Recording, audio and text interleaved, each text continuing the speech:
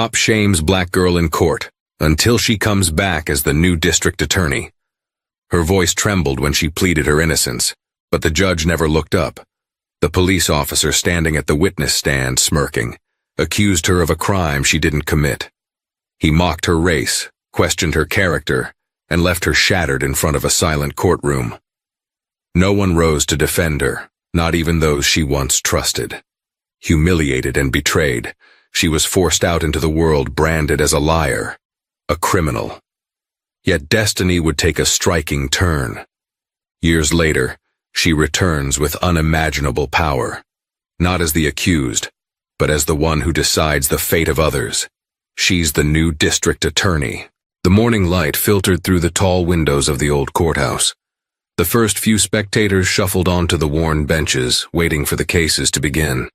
Nervous chatter filled the room as lawyers finished last-minute conversations, adjusting their suits and sifting through piles of paperwork. The bailiff stood near the front, thick arms crossed, observing everything with a stoic expression. Seated at the defendant's table was young Nicole Hart, just 19, with braided hair neatly pinned back and eyes brimming with an anxious innocence. She wore a simple white blouse and black slacks, her best attempt to appear presentable in a place where appearances felt like everything. Her stomach churned, not because she was guilty of any wrongdoing, but because the entire process felt stacked against her. Soon the judge entered, his robe swaying, and the room hushed. Then came the police officer who had arrested her, a tall, muscular man named Officer Eldridge. He had thick hands and a piercing glare, and as he took the stand, a contemptuous grin crept across his face. He'd singled her out that evening a month ago. All Nicole had done was accidentally run a stop sign while rushing to pick up her younger sister from a friend's house. She'd never been in trouble with the law, had never even gotten a speeding ticket.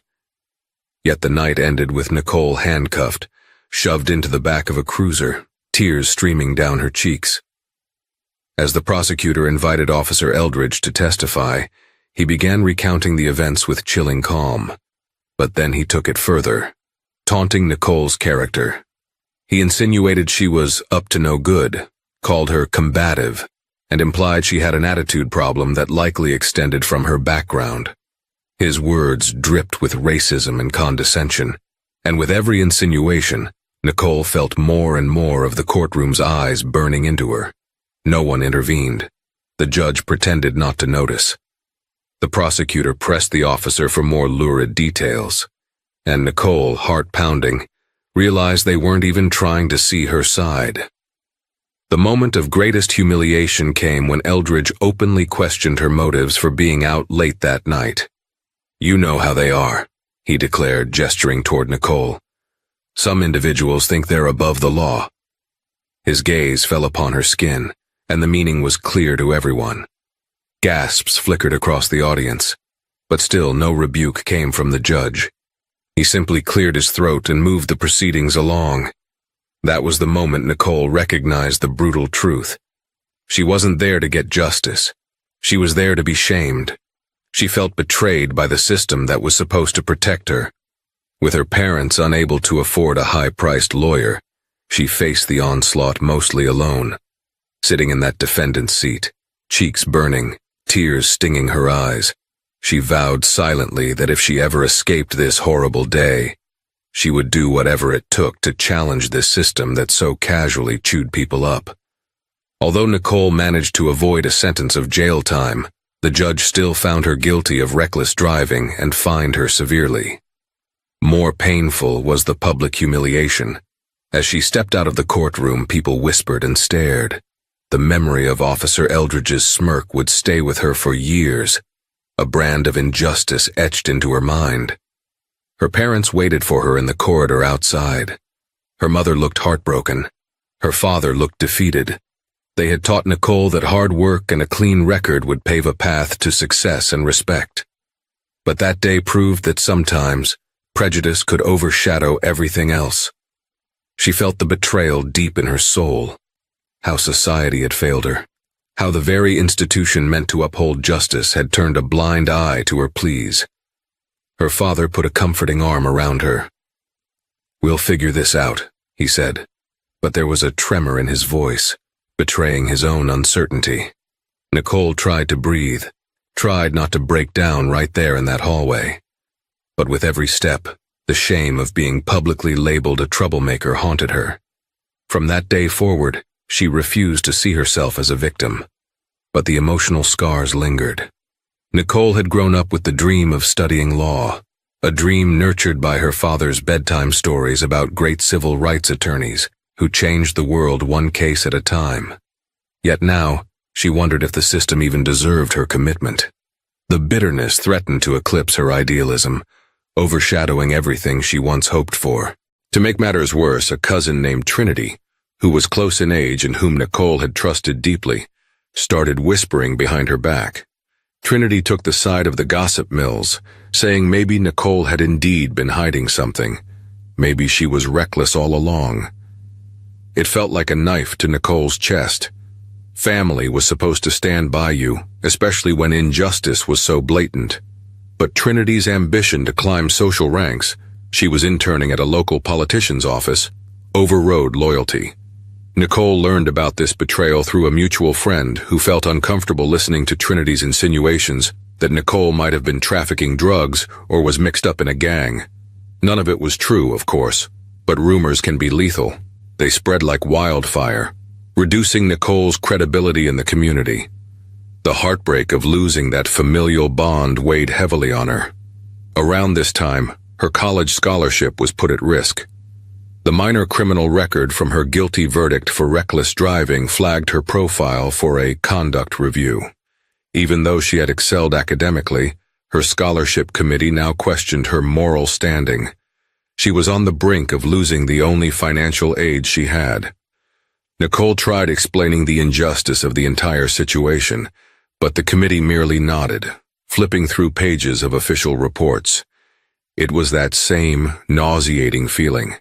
She was being judged not for who she truly was, but for a stereotype that had been placed upon her. Yet amid the chaos, a kind professor named Dr. Margaret Liu stepped in. Recognizing Nicole's intellectual potential and empathizing with her plight, Dr. Liu became a mentor. Late one evening, Nicole found herself in Dr. Liu's cozy office lined with books about social justice, ethics, and civil rights movements.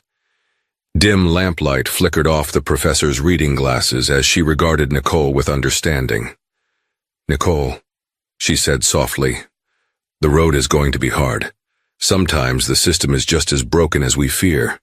But if you walk away now, if you let them steal your future, then they win twice. You're strong and bright. Fight back in your own way." Nicole felt the tears well up. She told Dr. Liu everything. The humiliation, the betrayal by her cousin, the scholarship committee's threats. Dr. Liu assured her she would recommend Nicole for a private grant. It was a sliver of hope. Thanks to Dr. Liu's support and a well-documented appeal that highlighted Nicole's impeccable academic record and her volunteer work in youth programs, she held on to her scholarship. Barely. The scholarship committee put her on a probationary period, requiring her to maintain top grades and a spotless record. While it was stressful, it was also a chance she was determined not to squander. Just as Nicole began regaining her footing, fate dealt her another blow. The local law firm where she'd hoped to get an internship, Wexler and Mason, suddenly rescinded her offer. Despite having led the application process, she received a curt email. "We regret to inform you that we will be moving forward with other candidates." Deep inside, Nicole suspected it was because word had traveled about her legal trouble. She tried calling, leaving messages, seeking an explanation, but was stonewalled at every turn. This was the second major betrayal, not from family, but from the professional world that was supposed to be a gateway to her future. Frustrated and angry, she wanted to lash out. But then something unexpected happened. A small up-and-coming civil rights law group called New Wave Justice offered her an unpaid internship. It wasn't the prestigious firm she'd had her sights on, but they admired her passion and, more importantly, didn't judge her for a single negative incident. This unexpected twist felt like a lifeline, and though it offered no pay, she decided to grab it. That summer, she immersed herself in their activism campaigns, volunteering in underprivileged communities and observing how attorneys fought systemic racism in practical, gritty ways. It was there that Nicole witnessed firsthand the myriad ways everyday people suffered at the hands of prejudice. Elderly tenants being unfairly evicted, job applicants passed over because of their names, teenagers profiled by police for the color of their skin. The flames of anger inside her found a direction. She resolved she wouldn't just become a lawyer. She would work to transform the system from within. She wouldn't let the cops' courtroom shame define her story. Near the end of that summer, Nicole's world collided with Officer Eldridge once more. During one of her internship's outreach events, a Know Your Rights workshop, he showed up in uniform, under the pretense of public relations. Nicole froze when she recognized him. The memory of him mocking her in court still seared her soul like a brand. But to her shock, he didn't appear to remember her at first. He was too busy exchanging pleasantries with the event organizers who were naive to his character. At some point, however, his eyes landed on her, and she noticed a faint flicker of recognition. His lips curled into the same smirk that haunted her nightmares. "I remember you," he murmured with a sneer, leaning in so that only she could hear. "Nice to see you turned your life around."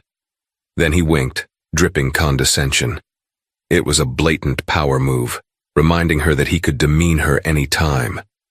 Nicole clenched her fists. Rage trembled through her body, but she forced herself to remain composed. She realized in that moment that Eldridge was more than just a bad apple. He was the embodiment of a system that thrived on people like Nicole staying silent and small. Summoning all her resolve, she stared at him and said nothing. But in her heart, she pledged that one day, she would have the power to hold him accountable. As Nicole pressed on, tragedy struck her family. Her father, who had been the emotional pillar in her life, suffered a heart attack. The stress of supporting the household, paying legal fees, and grappling with the prejudice Nicole had faced took a toll on him. He survived, but the extensive medical bills swallowed the family's modest savings, and for a time, Nicole debated leaving school to work full-time. This was her secret struggle, balancing her father's recovery, the precarious state of her scholarship, and her unwavering desire to rise in the legal world. Her mother stepped in, taking on extra shifts at the local diner. Nicole's younger sister, Janae, started working part-time at a grocery store after school. The family rallied, refusing to let this setback bury them. They faced economic hardships, but their sense of unity strengthened. Meanwhile, Nicole juggled classes, her unpaid internship, and hospital visits. Exhaustion crept in. She barely slept. Yet each time she felt ready to collapse, she remembered her father's words, "Don't you dare give up, my little fighter." One evening, on the brink of emotional collapse, Nicole found solace in an unlikely source. She was staying late at the New Wave Justice office, preparing a presentation on voting rights. A seasoned attorney named Marcus Wilkes approached her.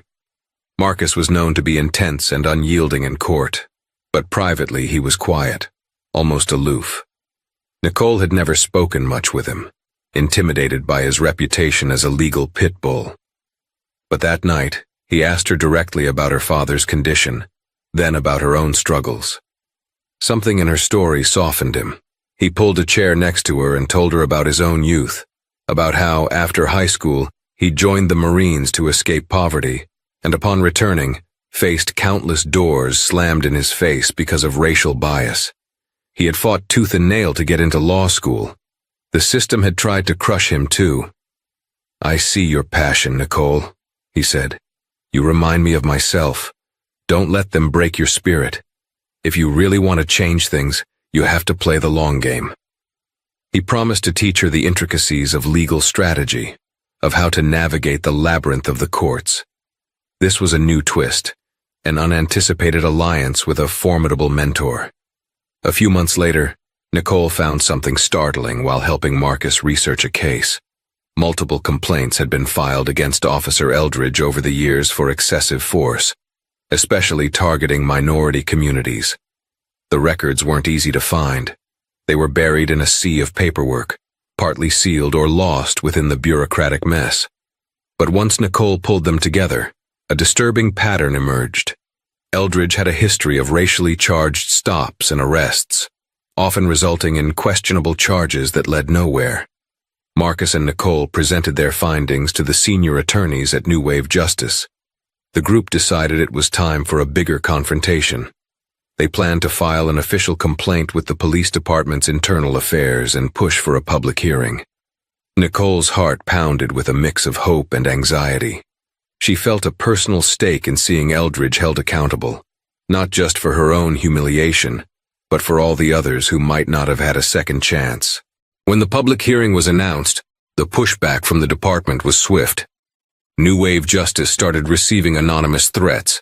Community members who had once cooperated with them suddenly became fearful, worried they might be targeted next. Some local politicians, including Trinity's boss, labeled their efforts anti-police propaganda. Instead of exploring the possibility that Eldridge may have abused his authority, they circled the wagons to protect him. In a shocking revelation, Nicole's cousin Trinity appeared on a local news segment defending the police. She dismissed New Wave Justice's complaint as a one-sided narrative. Seeing her own relative side against the truth felt like betrayal anew. Nicole watched that news clip in disbelief, tears in her eyes, furious at Trinity's willingness to ignore the facts for political advancement. The heartbreak stung, but it also fueled Nicole's determination. This was bigger than family drama. It was a fight for justice. Behind the scenes, Marcus was formulating a plan. He discovered a long-lost witness who had once been wrongfully arrested by Eldridge. This man, Daniel Rivers, had served 6 months on falsified charges before evidence emerged that he'd been set up. Daniel had dropped out of the public eye, believing no one would ever fight for him. But Marcus convinced him to testify at the hearing, confident his story would add a damning layer to the allegations against Eldridge.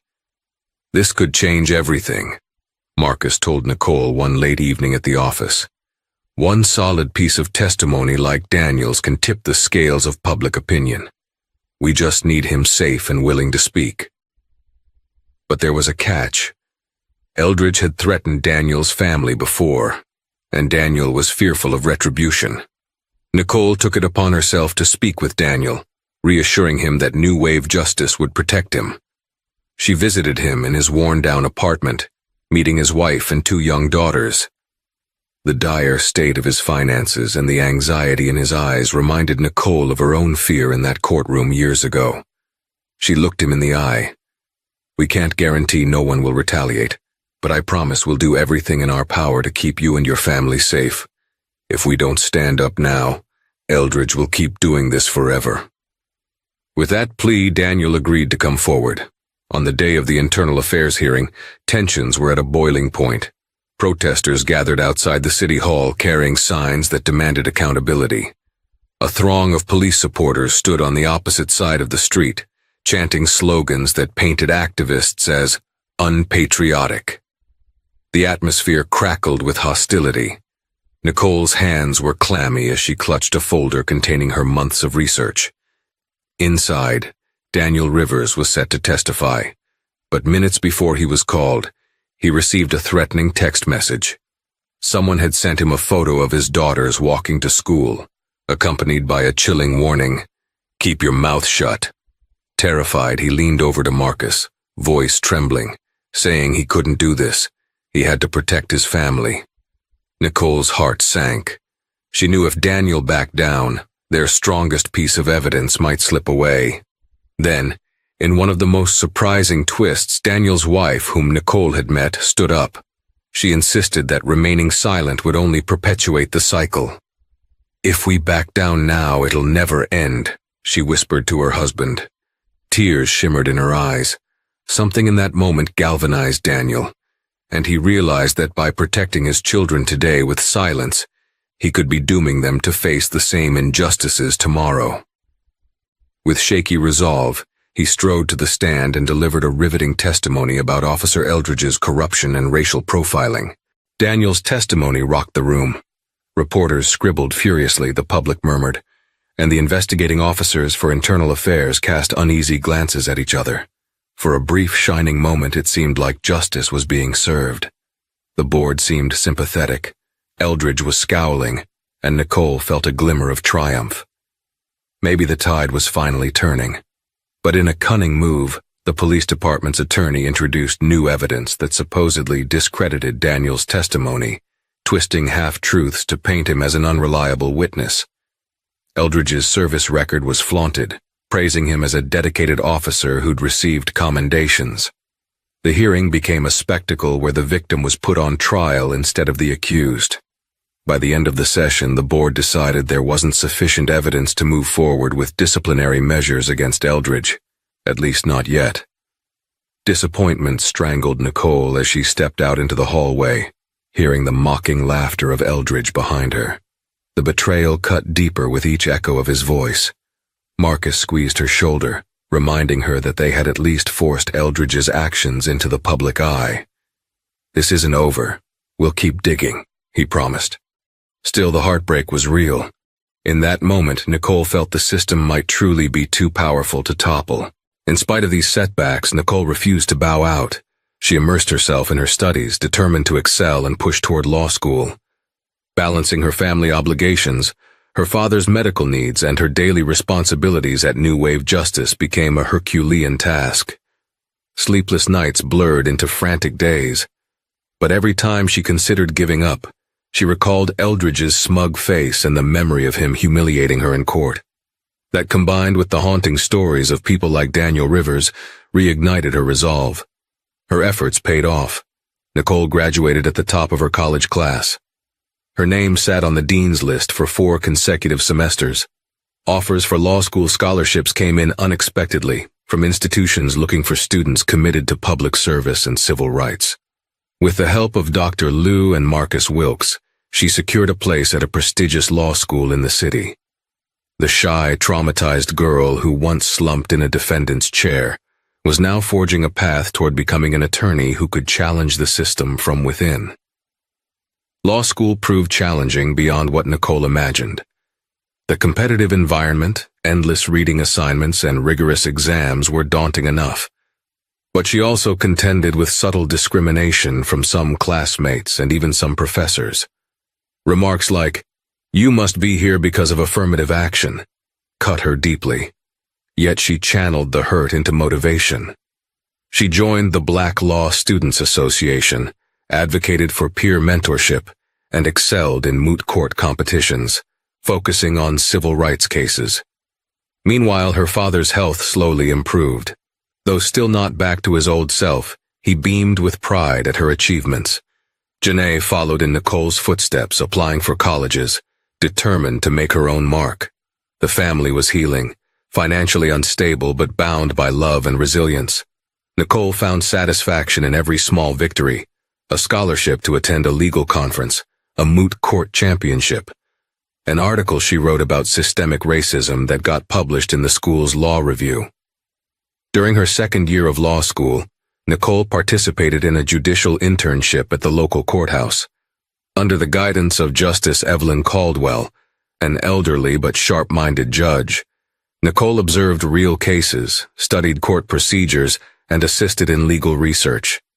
Justice Caldwell was known for her fairness, and she had faced her own battles as one of the few female judges in the county's history. She took an immediate liking to Nicole's tenacity and asked about her personal story, gently coaxing out pieces of Nicole's past. When Nicole revealed that she aspired to become a district attorney someday, despite having been wrongfully charged in the past, Justice Caldwell's eyes glimmered with admiration. She offered Nicole a piece of advice. Never let your anger rule you, but never let it die either. Anger at injustice can fuel you. Temper it with your conscience and you'll do great things. One afternoon, while Nicole was assisting with court filings, she ran into Officer Eldridge yet again. He was in the building to testify on behalf of another officer accused of misconduct. Spotting Nicole in a clerk's hallway, Eldridge gave her that same infuriating grin. "Still trying to fix a system you barely understand?" he scoffed. "Let me tell you something, Miss Hart. People like me stay on top because we know how to play the game. You'll never rise high enough to touch us." Nicole's heart pounded with indignation, but this time she refused to shrink back. She leveled her gaze. "Enjoy your moment," she replied coldly. "Because I'll keep coming. One day I'm going to be in a position to make sure men like you answer for everything you've done." Eldridge laughed, stepping closer, until she could smell the stale coffee on his breath. "I'd love to see that," he said mockingly, and then he walked away. That evening, Nicole returned to her tiny apartment, textbooks scattered across her coffee table. She tried to focus on homework, but her mind swirled with frustration. The cruelty of the system weighed on her like a suffocating blanket. Could she really make a difference? Or was it a naive dream? The memory of Eldridge's smug laughter haunted her, and for the first time in months, she felt tears burning her eyes again. She called Marcus Wilkes, now a close friend and mentor. His calming voice on the other end reminded her of how far she had come. "You have the right spirit," Marcus encouraged, "but you need to keep your head in the game. Focus on learning everything you can. Your day to claim justice will come." Nicole thanked him, ended the call, and spent the rest of the night poring over legal texts. The next morning, she rose determined once more. In her third year, a curious development occurred. A rumor circulated that the district attorney's office was looking for fresh blood, individuals with a passionate drive for reform. Word was that the current DA, Henry Blackwood, was an old-school type, rumored to be preparing for retirement. Some speculated he might endorse a young progressive candidate as a kind of legacy move, a shocking departure from his typical tough-on-crime persona. Nicole threw her hat in the ring, applying for an externship that the DA's office was offering. She never expected to be chosen, given her background. Yet, after several nerve-wracking interviews, she got the position. On her first day, she arrived in a crisp business suit, posture straight, eyes shining with determined intelligence. She was placed under the supervision of ADA Jameson, a strict but fair mid-level prosecutor who'd built a reputation on thorough case preparation. Secretly, Nicole hoped that working inside the DA's office might one day give her the leverage to confront officers like Eldridge who had abused their power. She hid her personal vendetta, channeling it into a deeper motivation to seek justice for victims of all kinds. Late in her externship, Nicole stumbled upon a complicated domestic violence case that the DA's office was handling. The defendant, an affluent businessman named Richard Billings, was accused of assaulting his wife. ADA Jameson was preparing the case, but strange obstacles kept appearing. Key witnesses vanished, police reports were misplaced, and even the wife, battered and bruised, seemed unwilling to testify. Nicole suspected external pressure. While sifting through old police records, her heart nearly stopped when she spotted a familiar name in the responding officer's report. Eldridge. He was the first on the scene and had written a suspiciously neutral account that contradicted the hospital's medical records. Nicole quickly realized Eldridge might be in Billings's pocket, or at the very least, might have been paid off to downplay the assault.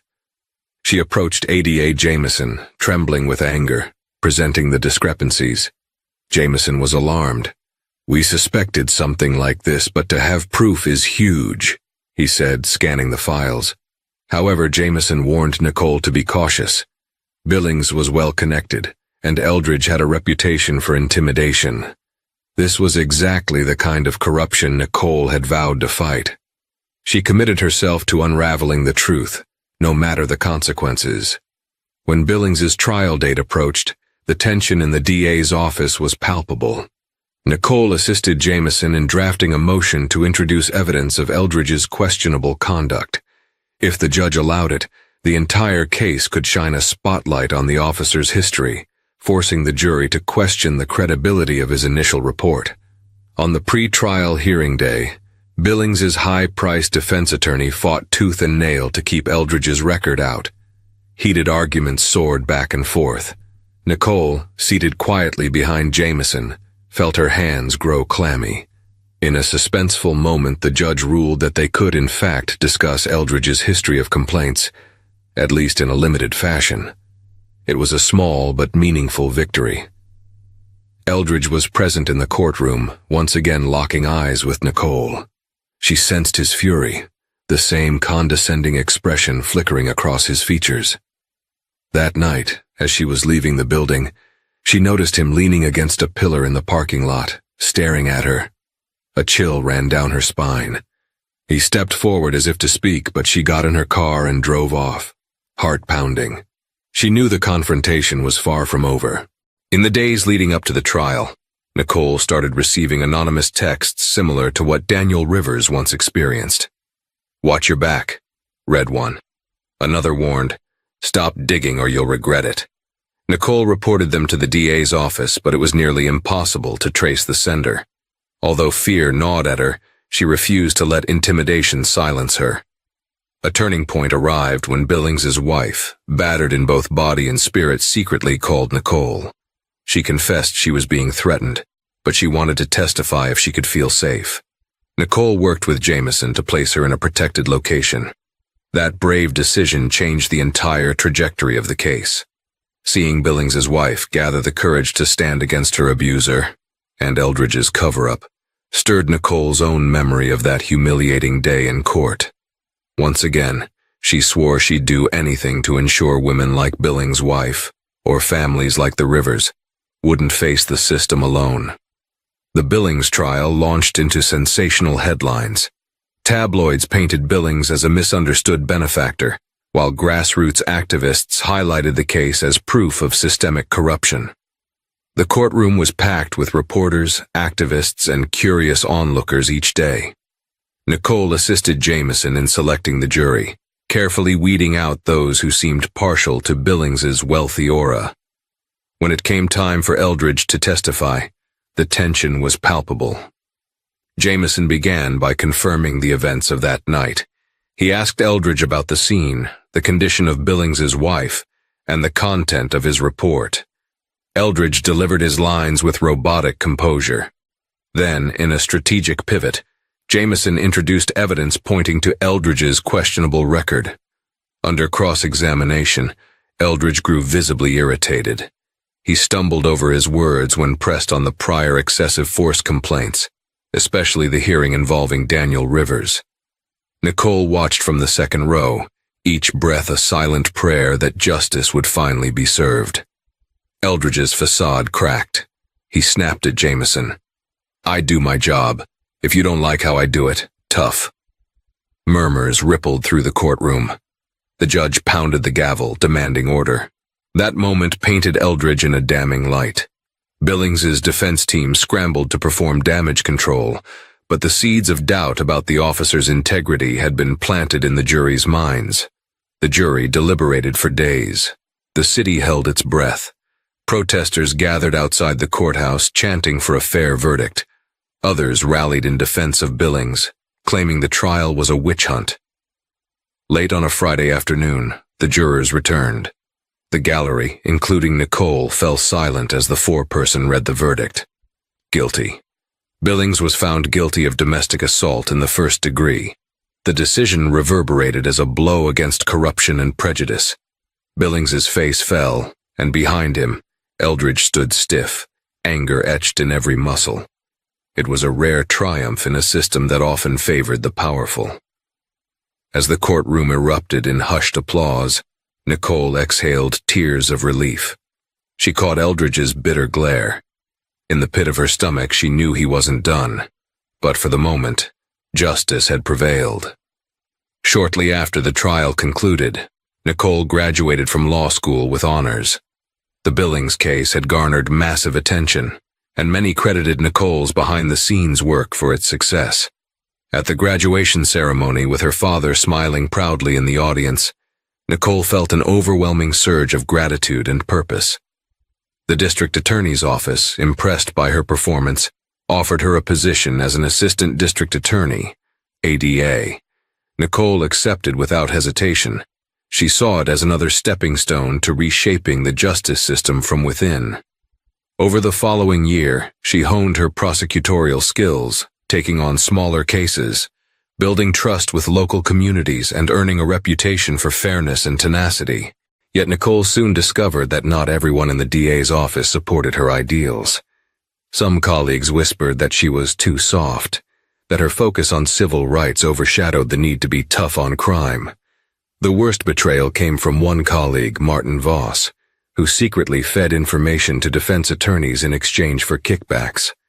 Nicole stumbled upon suspicious case filings and confronted Voss, only to have him deny everything and accuse her of playing the race card. The DA's office quietly investigated Voss, eventually catching him red-handed. When he was fired, he spread malicious rumors, claiming Nicole had engineered the entire scandal to climb the office ladder. Although the official inquiry cleared Nicole of any wrongdoing, the emotional damage was done. Office gossip can be as corrosive as any formal accusation. She tried not to let the bitterness derail her mission. In spite of the internal drama, Nicole's star continued to rise. Over time, she prosecuted several high-profile cases with integrity and skill, forging alliances with community leaders and advocacy groups. Public confidence in her soared, especially among marginalized communities that rarely felt heard or protected by the law. It was around this time that rumors started swirling. District Attorney Henry Blackwood was indeed retiring, and the county was gearing up for an election to fill the seat. A handful of career prosecutors and politically connected attorneys lined up for a shot at the job. One name, to many people's surprise, quietly began to appear in conversations: Nicole Hart. Some believed she was too young or inexperienced. Others saw the spark of a reformer who could breathe new life into the office. When a group of community leaders approached Nicole, asking her to consider running for DA, her heart raced. She initially felt unready, consumed with self-doubt. How could she possibly stand against seasoned politicians and wealthy donors? Yet that old fire burned within her. Memories flashed. Officer Eldridge's mockery, the hush of the courtroom as she was humiliated, the heartbreak of that first betrayal, the Billings trial victory. This wasn't just about ambition, it was about justice. She sought advice from her mentors, Marcus Wilkes, Dr. Liu, and Justice Caldwell. Each encouraged her in different ways, reminding her that sometimes change requires bold leaps, not just cautious steps. Her parents, though worried about the toll a campaign might take, expressed boundless pride. In the end, Nicole decided to run. Her campaign would focus on accountability, fairness, and community trust. The election season was grueling. Opposition candidates labeled Nicole as soft on crime, dredging up her old reckless driving charge to smear her character. She found it painfully ironic that the same injustice which propelled her into law was now being used to attack her.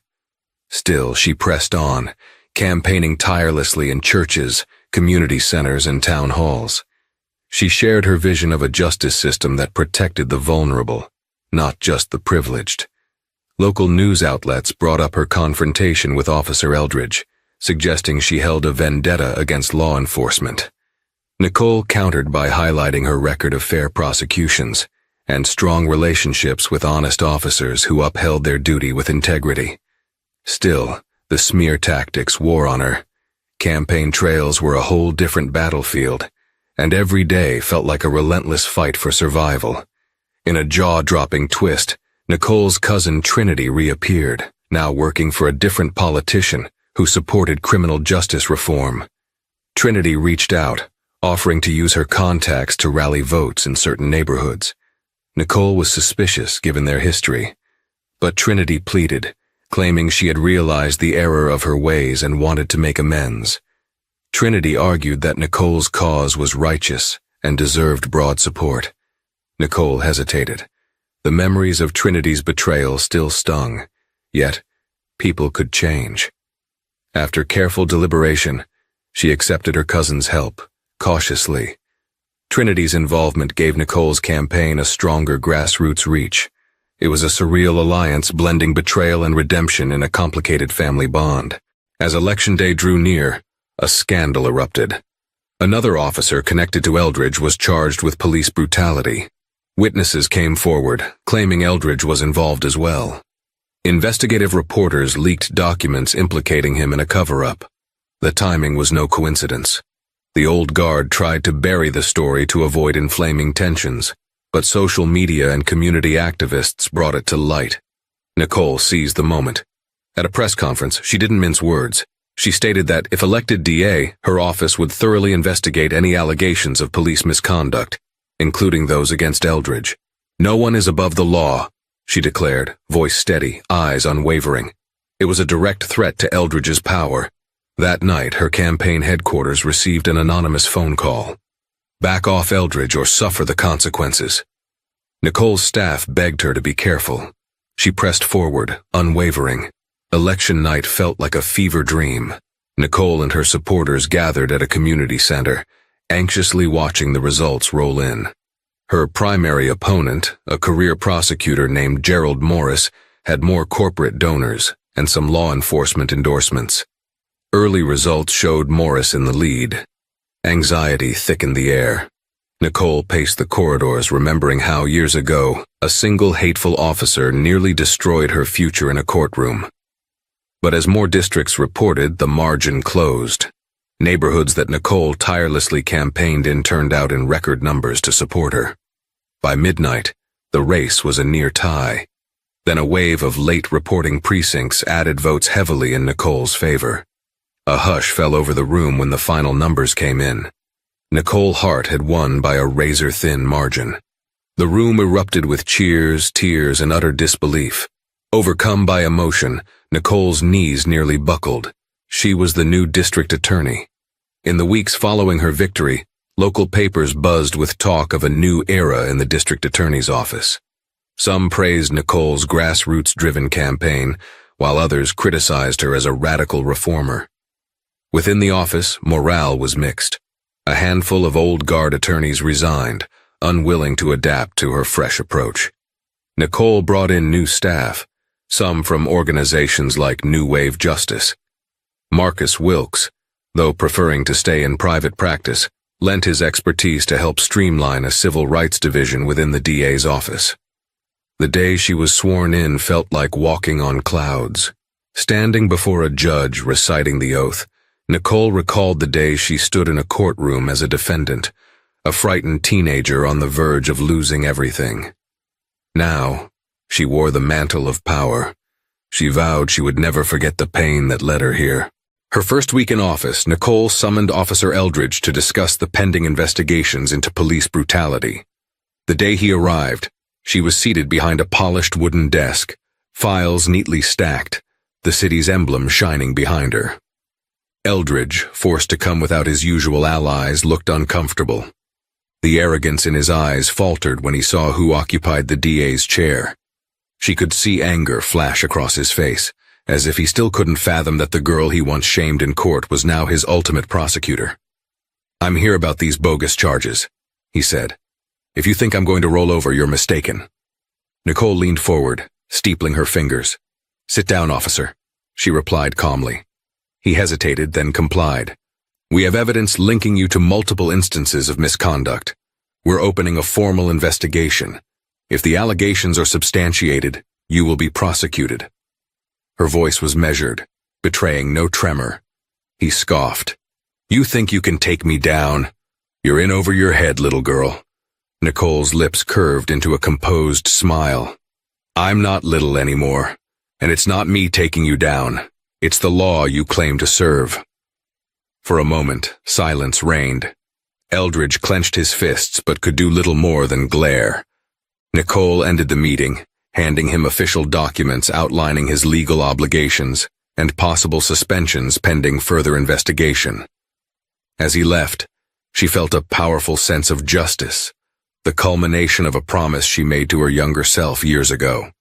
Under Nicole's direction, the DA's office began a robust inquiry into Eldridge's past.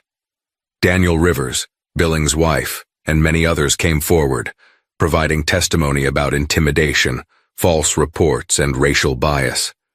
When internal affairs cooperated with newly uncovered evidence, it became clear that Eldridge's history of abuse was deeper than anyone had known. Indictments followed. Despite attempts by his supporters to smear the investigation, the evidence was overwhelming. The court case against Eldridge was a spectacle, with Nicole's staff meticulously presenting each piece of evidence. Eldridge's defense team tried painting him as a noble officer fighting a political vendetta. But the testimonies from victims and witnesses were harrowing. Accounts of brutality, harassment, and blatant racial profiling. The trial ended with a guilty verdict on multiple counts, including official misconduct and assault under color of authority. Eldridge was sentenced to prison. Media outlets exploded with coverage. People debated whether justice had finally been served, or if Eldridge was a scapegoat. But for Nicole, it was validation that the system could bend toward righteousness when guided firmly by those who believed in it. Not all victories come with parades. The day Eldridge was taken into custody, Nicole returned to her office, closed the door, and allowed herself a rare moment of solitude. Tears slipped down her cheeks, not merely from joy, but from a profound release of years of pent-up pain and determination. She thought of her father, who'd nearly lost his life under the weight of these struggles, of Trinity, who eventually found redemption, of Dr. Lou and Marcus Wilkes, who guided her every step. She considered the many individuals like Daniel Rivers and Billings's wife who had been hurt by systemic failings. This was more than personal revenge. It was about tipping the scales for all who suffered silently. Over the following months, Nicole focused on building policies that emphasized rehabilitation, fairness, and community engagement. She formed partnerships with local organizations, encouraging restorative justice programs. In her approach, she was neither lax nor vengeful. She demanded accountability from criminals, while also addressing the societal roots of crime. Slowly, the public's view of the DA's office shifted. Trust blossomed where cynicism once reigned. Not everyone agreed with her methods, but a genuine dialogue began, and that alone was progress. Cases of police misconduct were handled transparently. Nicole also supported good officers, ensuring they had the training and resources necessary to police without bias. As a result, her opponents dwindled, replaced by cautious respect. The media called her approach radical empathy. She called it simply doing the right thing. One ordinary afternoon, Nicole was walking through the same corridors where she once trembled as a defendant, engrossed in thought about a domestic violence case. She heard a voice call her name, Miss Hart. Turning, she found the same bailiff who had been present at her original trial. The older man gave a kind smile, tipping his head. "I wanted to say I'm sorry," he murmured, voice shaking slightly. "All those years ago I didn't speak up. I should have. And now, seeing what you've become, I'm glad you didn't let any of us stand in your way." Nicole felt her throat tighten. She nodded, tears shining in her eyes. "Thank you," she whispered. "But I didn't do it alone. I had help from people who believed in me, and I had my own anger that pushed me forward." They shared a brief moment of acknowledgement. How far she had come, how much the world had changed, and how much still needed to be done. That evening, Nicole visited her parents' house, a modest suburban home lit warmly from within. She found her father in his chair, reading a newspaper. His health was stable now, his eyes bright with pride. Her mother was in the kitchen, cooking Nicole's favorite meal. Janae, who was now in college, rushed home to surprise her big sister. They laughed, reminiscing, and the heaviness of the past gave way to hope for the future. Trinity joined them for dinner, albeit nervously, knowing the wounds of betrayal took time to heal. But Nicole welcomed her with an embrace, a symbolic burying of past hurts. They spoke about bridging political divides, about how family can splinter but also reconcile. The night ended with Trinity hugging Nicole goodbye, promising she would continue working for justice in her own way. Late that night, Nicole stepped into her old bedroom, which her parents had kept mostly the same. She glanced at the faded posters on the wall, her high school trophies and the stuffed animals from her childhood. She saw the picture of herself at 16, bright-eyed, with no inkling of the storm she would face. She remembered the day Officer Eldridge humiliated her in court, the heartbreak of feeling alone, and the secret vow she made to change the system. Now, District Attorney Nicole Hart. She knew her journey had come full circle. It wasn't just her personal triumph. It was a signal to countless others that no matter how harshly the system tries to silence you, you can rise, resist, and ultimately transform it. Standing in the quiet glow of her bedroom lamp, she whispered a silent prayer of gratitude to every person who had helped her, and a promise to every person still waiting for justice. In that promise lay her true calling, to ensure that the next black girl humiliated in a courtroom would one day be able to say, as she now could, "You can't break me. I am stronger than you think." If this story resonated with you, if it reminded you that hope can prevail even when the odds seem stacked against you, then please show your support. Hit the like button and let us know in the comments which part of Nicole's journey struck you most. Have you ever faced a moment when someone tried to break your spirit? Share your experience below and encourage others that they too can rise above injustice. Don't forget to subscribe to our channel to stay updated on more powerful stories of resilience, redemption, and triumph. Each subscription helps us continue sharing tales that inspire and unite us. We appreciate you being part of this community. Together we can shine a brighter light on struggles both hidden and known, and lift each other up through every fight for justice. Thank you for watching, and we'll see you in the next story.